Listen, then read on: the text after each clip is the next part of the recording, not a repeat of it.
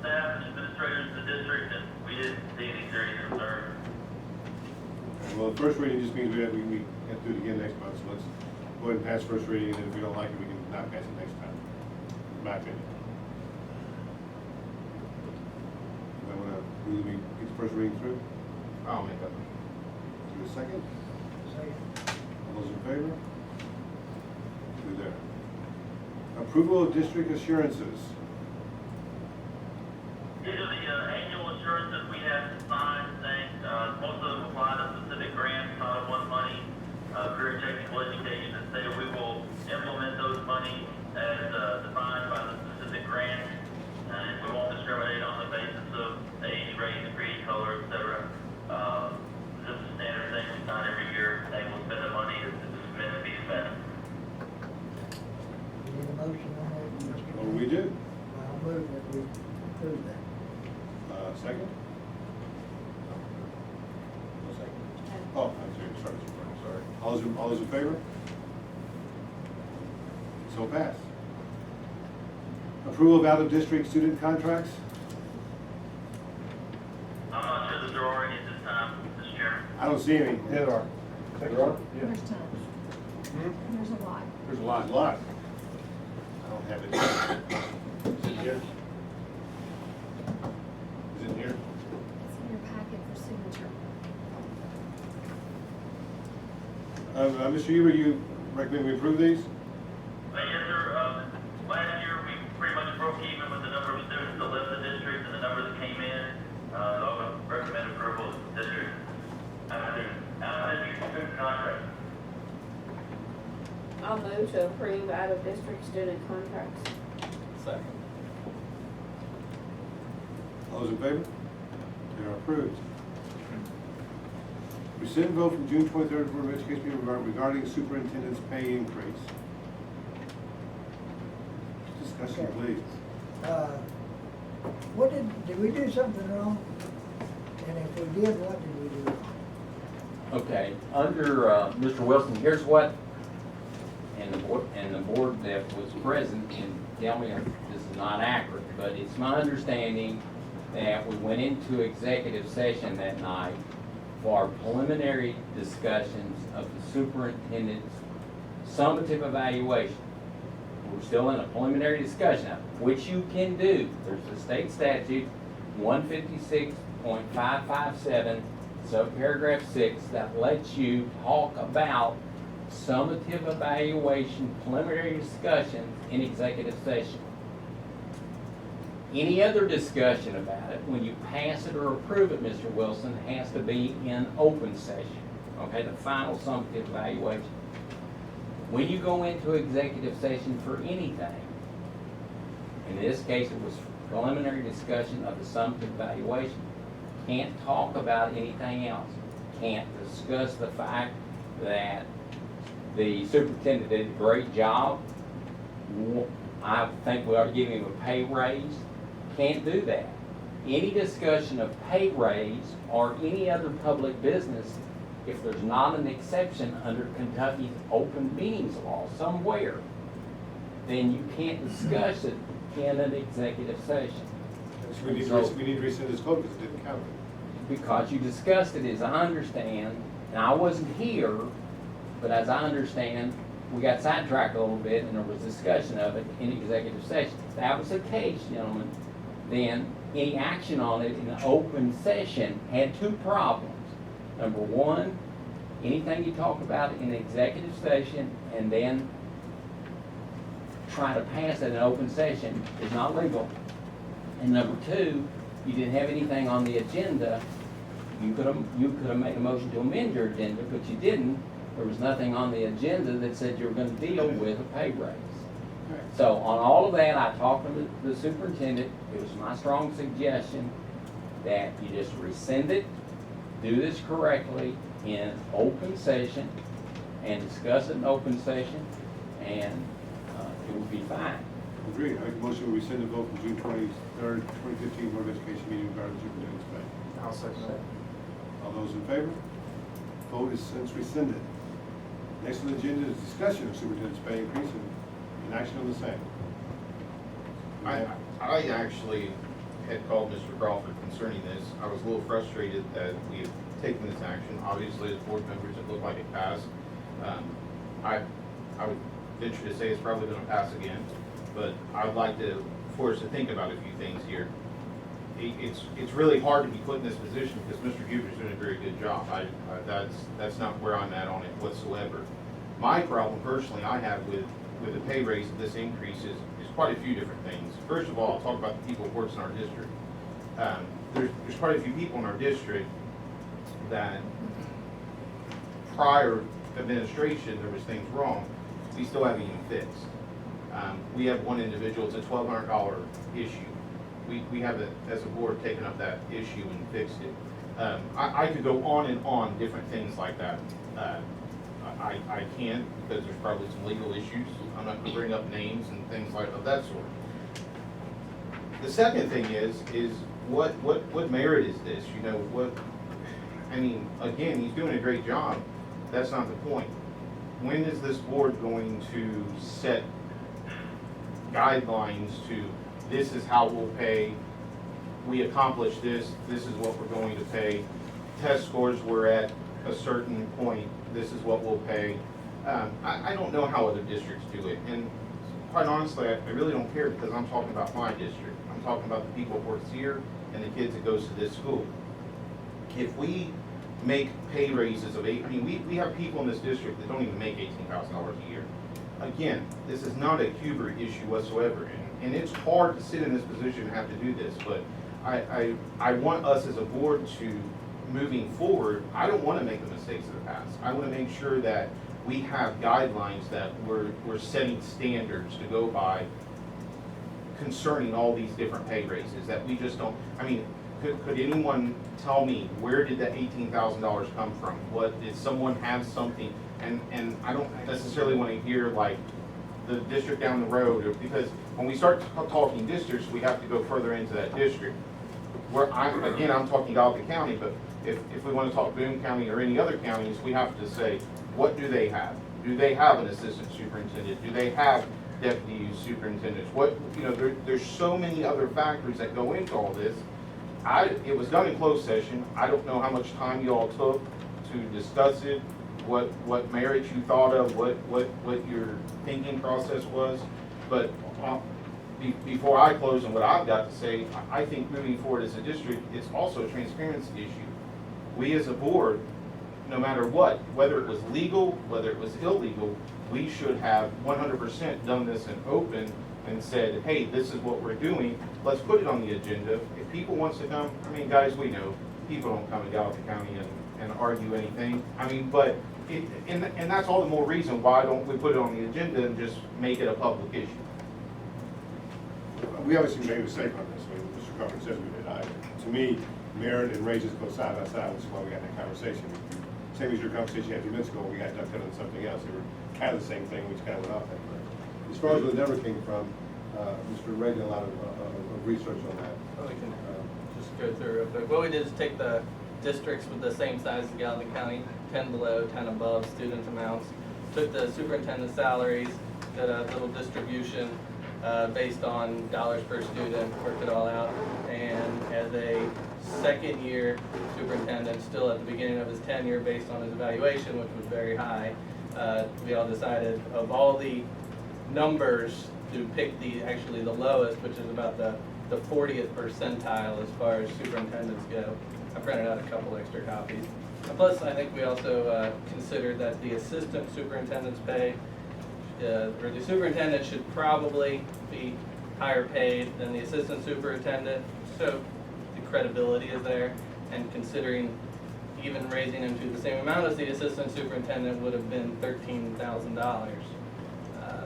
Once we worked out the rest of the numbers and put them at the 40th percentile of superintendents in schools in the same district, it actually came out to being between 111 and 114,000. And then that's where the number, the 111 came from. And then 111,000 is compatible to other districts surrounding us, correct? Yes. And how many years superintendents are they? If you want to see that. how many years superintendents are those districts that was compared to? Yeah, but I don't have the tenure numbers, that's why I think we all picked the And the lowest reason I ask that is, percentile. and you're making points, and I respect that. The reason I ask that, talking about as far as the superintendent making more or less as the assistant superintendent, you know, I have to say, Mr. Swanman's been here a long time, and that's the reason he's making what he's making. So, and again, And also, we, I wish it was a perfect world, and, you know, we could give everybody a raise, and but Are we putting teachers on that same level too? Because our district teachers get paid less than other surrounding Yes. districts, by far Yep. less as well. So if we're doing that, that's something else to well, consider. that was why I was on the low end. Pretty much all We of didn't, us we didn't. Yes, And- you're Pretty exactly much all right. of us are. You're exactly right. And I believe he did state that after the initial raise, every other additional raise would be at the same rate as every As other teacher. everybody else. That would be the same. And we brought him in really, as Alex said, green, because he'd not been a superintendent before, so we brought him in at a fairly low number when we all met in that office. And we just felt like for the work he's done, The job he's done. I guess, and again, I'm not saying he has not done a good, or, I'm not saying he's doing a bad job by any means. And Mr. Huber, I hope you're hearing what I'm saying. I'm sure you're not real happy, but, I mean, I appreciate what you do, though. But I have to go back to, our district's unique right now. You know, our district has been unique. We came through a rough time. We've had quite a few issues. Mr. Huber knew what he was coming into. I mean, it was no secret, and I think this goes beyond, and I think that as a board, we need to really think about this also. We have people throughout this district working for us, and I think if Mr. Huber really answered the question as far as if he thought that raise he was getting was gonna take the morale down to certain employees throughout this district, knowing, yeah, I just got an $18,000 raise and I don't even have people working here that's making $18,000. Ask me the question. I mean, what would you say, Mr. Huber? Would you say I'll take an $18,000 raise versus taking the morale down in the district and trying to build up where we need to go? Well, what I looked at was, we want all of our salaries in the district to be, competitive. If you look at the superintendent's salary, in 2006, 2007, superintendent's salary was $95,000. In last year, the other superintendent, her salary ranked 111th out of 176. When I was hired in, that took our ranking down to 158 out of 176. In that same amount of time, our average teacher salary last year ranked as 141 out of 176, but this year, for the 14-15 year, it took us to 131, 176. So I think if we're looking to make all of our salaries competitive, then it has to be all of our salaries. And I agree with that 100%, but I think, you know, I own my own business, it's totally different. I always try to take care of my guys before I'm taken care of, and I know this is being you on a hot seat, but it's being talked about through the community, it's not no secret. You know, it's not something that, you know, we're gonna go out of this room and whatever happens, it's just gonna be dead and quiet. Again, I think it goes back to that morale issue. And I appreciate the fact, I received the email where we talked about getting people, and I'll have to put that plug in there for you. You did talk about getting other people's salaries compatible with other districts around us. I agree with that, but to take such a huge salary to begin with on a pay raise, I don't think that's showing. I mean, again, this is long-term. I'm not talking about today and next week. I'm talking about long-term, the attitudes of this district and where we're going. The leader, the chief, you know, sometimes you gotta take care of your people before you take care of yourself. Mr. Tanks, you have a good memory, But you've got to keep a good leader in the position long enough to sustain change. And if you don't get competitive in all your salaries, you're going to have turnover, and that's going to kill morale even more. Because if you're turning over like we're turning over principals in some of these districts. I think when Mr. Swan was hired into the district, they had 4 or 5 principals changing out every year. That's a morale killer as well. Yeah, I refresh my memory a little bit, didn't we discuss, there was a higher rate according to his ratio. We went to the low side of his ratio. We went to the low side. And we all felt at that time, just a minute, Mr. Everett, we all felt at that time that this was appropriate. And we voted unanimously according to that pay raise. Am I right? You're right, you're right. And so why are we, Because Ms. Murray has every right to speak. he has every right to vote no. I But we mean, can still speak about it. We can yes, talk about it. well, we have, I think. Okay, well, I But, want to jump into, I mean, I'm a little different, I don't own a business, but I run a laundry.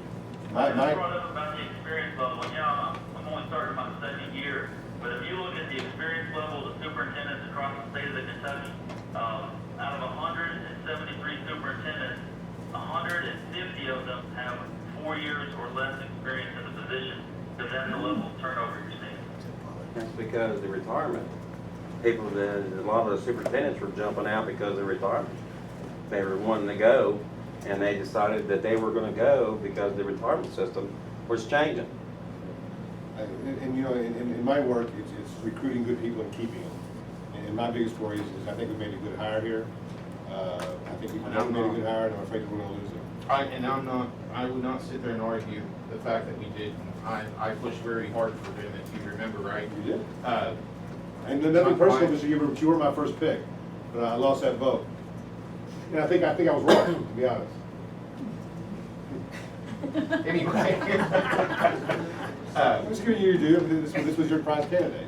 But anyway, I fought hard for him, and I still believe in him. I just, like I said, I think it's a community thing, it's a morale thing in this district, and I think that if we continue as a board just giving raises, and I appreciate the work you've done on, I'm not saying that those numbers aren't correct, but you can even go deeper into any of those statistics, you know, as far as, you know, what do you have helping, you know, if you take, and no offense to Mr. Spahn, but you take away the assistant superintendent and cut out the $90-something thousand salary a year, and you put this on the back of the current superintendent, I would have to say, well, an $18,000 raise is pretty legit. I also looked at, I wasn't obviously here on the thing, but it was the contract for Dot Perkins, and I believe she would have been a minimum 115 this year if the board didn't give her an extra raise.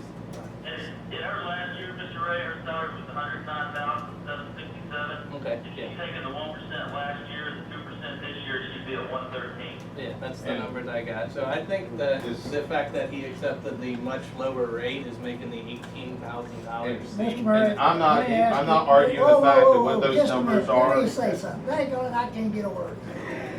I tell you, every time I start talking, somebody else starts talking over me. I guess my voice is not loud enough. If you think, Mr. Murray, and I'm not disputing your opinion, that you've got some good points, I think. But if you don't think he deserves 18,000, what do you suggest that? Do you have a number in your head, or do you just throwing this out for us to just hash and I hash don't and have a hash? number in my head. I want us to consider an actual, you know, I mean, let me ask this to Mr. Crawford. Does other districts have some, I mean, is it just in the state of Kentucky, we just, because this guy over here is getting this guy over here, is there any type of standard? Is there any type of, this is what we're going for? I mean, in this district, we have quite a few concerns, test scores, all these different things. Again, when I want to, what you made the comment, deserve. I believe he, you know, he's working hard, he's doing a good job, so I don't like using the word deserve. What I want to talk about is, like I said before, Most people, doing when what's- they get a raise, they deserve it, or yeah, else but they shouldn't get it. we have people all throughout this district that deserve it. I agree with that. I and agree with we that, should but we fix have a that limited first. That's budget my that we have to opinion. work with. That's my opinion. And I'll go back to my original question for you. Is it, they just throw these numbers out, and this is what, I mean, with nothing's done on test scores, on what's Is happening? there like criteria, is that what you want to Yes. know?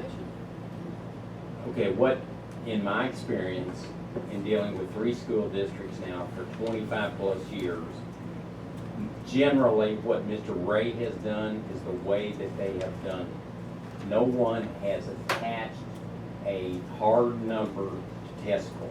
There have been many discussions, just like you've discussed here, that I've heard over the years about test scores, and we ought to consider that in any pay raise. as far as anybody that I am aware of having attached it, none of the districts that I have done that. Now, has that been done around the state? I'm gonna guess it may very well have been done by some districts in the state. But I don't have any experience with it in the 3 districts that I have done. Generally, it's been done in the manner that Mr. Ray went about it, which is to look at the other districts within OVAC and how the respective district, whether it be Owen or Carroll, how they stack up money-wise. Mr. James, if Mr. Murray is not satisfied with this, then maybe we ought to put it on the agenda for the next meeting. And during that time, we could discuss it. Well, I think that, Maybe- Mr. Murray's point, if we've got more discussion, let's do it now, let's get a motion on the floor of that, let's put 5 minutes, one way or the other. Well, he has the question, but he doesn't have an answer for it. Well, Yeah. if we want to discuss it further, I'll take the paperwork you get me. Okay. There's not school districts listed, it's students and salary, correct? Correct. Okay. There's a district here, 1,321 students, that superintendent's making 96,000. Here's one, 1,522 students, that superintendent's making 97,000. 1,630 students, that superintendent's making 94,000. Another one, 1,973 students, the superintendent's making 95,000. Some of these figures is what he was currently at. I mean, these superintendents are getting it done at that price. What's their unique? What's their position? You know, is their employees compatible around them, or are they happy? Are they on? You know, I think there's more. Do you get what I'm saying here? There's more to. Yeah, that's why we do the distribution, because that accounts for the good ones and the bad ones into one big group, and then we pick the left side of the. But you have to admit, in anything you can do a distribution and come up with a number. Yeah. It's math, It's math. I mean, there's 4 other districts here that's compatible to the current rate we're paying our superintendent. 4 districts. Mhm. I don't know which of these districts they are, where they are, or whatever. But they're getting it done. They're getting, you know, I'd be interested to know these districts' test scores and other things throughout the district, and that's what I want to make sure we do here. This is about the future of this district. Where do we go from here? Okay, we're at $111,000. In 1 year, we're sitting here as a board, test scores hasn't changed. And I think they're going to, I'm positive they're going to. But what if it doesn't? It's very possible. What if Mr. Huber's sick of me and goes on down the road and we get another, where does all, I mean, where do we stop? That's Where- my point, you think we got a good one, and you seem to think we do, then you want to end that possibility, of losing good health, going somewhere else. But I don't believe in sacrificing everyone else to keep one person. I agree with that. And, you know, I don't want to sit and make a statement that 100% everybody that's left here is because of the things that's going on in this district. I would not, I don't know what's in their mind, but I know there is frustration because of this. I've received the phone calls. Has no one on this board received any of the phone calls about this situation? I am. Probably because you all voted for it. Pretty much. And I say that respectfully. Pretty much right. I don't mean that smart aleck. Well, I have a motion for something. I move that we put this on the agenda for the next board meeting. We come back with some type of criteria, something that we can work towards, something that we can base it up on, something that we can look at this community and say we did the right thing, that we're spending your tax dollars right. You know, Mr. Crawford made a statement just a few minutes ago about spending our tax dollars right, and this falls right in line with that. I think the biggest issue is that it might not be, I'm sorry to interrupt, it is that the fact that the raise was done the way it is that there's people in this district, myself included, and stuff, I worked here 15 years and stuff, I've only made $5,000 in the 15 years I've been here. I took a $6,000 pay cut to come And here. then plus, you know, the being, you know, our days being cut and everything else.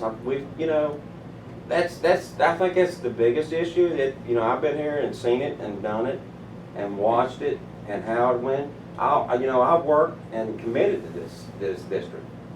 And been there, my evaluations are stellar to none.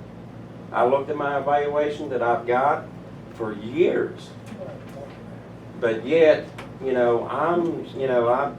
kind of, I take on a lot of position. If you look at this district as it has grown, I've went through for 15 years. I went through building construction, renovations, field house, fields, and stuff like. I've taken on a lot of commitment in this district. Today, I worked on the sign outside. Technology, I do that stuff. But yet, here I am. I've made about $66,000 over 15 years. And I know a lot what goes on under the ground, wherever it is, everything that there is in this district. But yet here I am. And that bum puzzles me. I understand and agree with your thought process. And I know that there's other managers that make more money than me. Or if I'm a manager or whatever I am. Well, it's that, we can't really discuss you here. Well, I know, but that's, we can talk about that's. him, but we're not allowed to talk about anybody else. Okay, that's where I'm going now. I guess that's the point. But I see your point. I mean, I'm a University of Louisville fan. University of Kentucky fans in here. The Yeah. highest paid person on both those campuses is a coach. Now, everybody knows a coach not working here as much as a teacher is, but that's the market for it. In my mind, superintendents can be the same way. They can be a market. If they're good, they'll be gone and we talk with somebody else. Right. Not that they're more valuable than a teacher, not that the coaches, certainly not more valuable than any teacher at U of L or U of K. Right. But they get paid a ridiculous amount of money because people will poach them and take them somewhere else. Well, sure. Well, his raise is almost as much as I'm making after 14 years. I'm not allowed to talk about what you make. This board Well, can get involved. everybody knows, I mean, they can talk about it, we just should. I don't wanna, I'm not gonna talk with them about it. But that's, They can that's talk what all they want. puzzles me is that it's, really. And I want to be clear on something. None of these people speaking have I had any conversation with about this, have I? Don't care if I you know. said- I'm just saying, I don't want to make it look like I stacked the deck out here and brought people to the board meeting I'm tonight. not, do we have a motion on the table for anything? Yes, there's a motion I made to put this on the agenda for next board meeting and have a further discussion and better suit our community and have a reason to go to our community and say we have that kind of a raise, or any raise. Is there a second? So that motion dies. Is there any other motions? I'll make another motion. I'll make a motion to give everyone in our district an $18,000 raise. Amen. How about the board members? So we did too. I'm not interested in, I don't Is there a care if second you for are that? not. Is there a second for that one? No motion for that. Are there any other motions? Are we stuck here? Or what are we gonna do? Does anybody have any motions? You can make a motion to continue with the 100. You can do what you want. I'm just trying to keep this thing moving. Are you making a motion? Yes, I make a motion that, we continue with it, was 111, Yeah. 111 even. Yeah. I make a motion that we continue, Okay, it's not a motion to continue. If I'm understanding, you're making a motion to pay the superintendent $111,000 effective with the passage of the motions immediately. Is that what you're saying? Is there a second on that? Let's have discussion. Any discussion? All those in favor? I will show that. Student learning and support consent items. Motion to approve those. Mr. Chairman, Yes. I'd like to make the same comment that I made at the last meeting. I don't think you need to develop criteria on how to base future raises, because I'm not asking for a future raise. I think it's an honor and a privilege that I was chosen to lead this district forward. I told you then, I'll tell you again now, in open meeting, I won't take another raise unless it is at the same level that everybody else in the district is getting. We're gonna look to make our salaries competitive across the board. I don't want this to be a morale issue, although I understand people are gonna look at this raise and possibly see it as that. But The finance director and I have already have a plan in place on how to significantly increase our salaries. But again, we're waiting on the tax rate, not the tax rate, we're waiting on the property assessment to come back from the Department of Education so that we can see that our income isn't gonna significantly change from this year to next before we make any recommendations to the board. But we do think, with the healthy balance, healthy financial balance we finished the year with, that we will be able to, recommend, another raise for everyone in the district. So it was recommended for an $18,000 raise before the tax assessment come back, but not for our other people, is that what you're saying? Any type of raise, even a 1% raise across the district is gonna cost us, within the realm of $150,000 to $175,000. So when you start looking at those types of, figures, we really do need to make sure we've got a firm footing on our revenue side.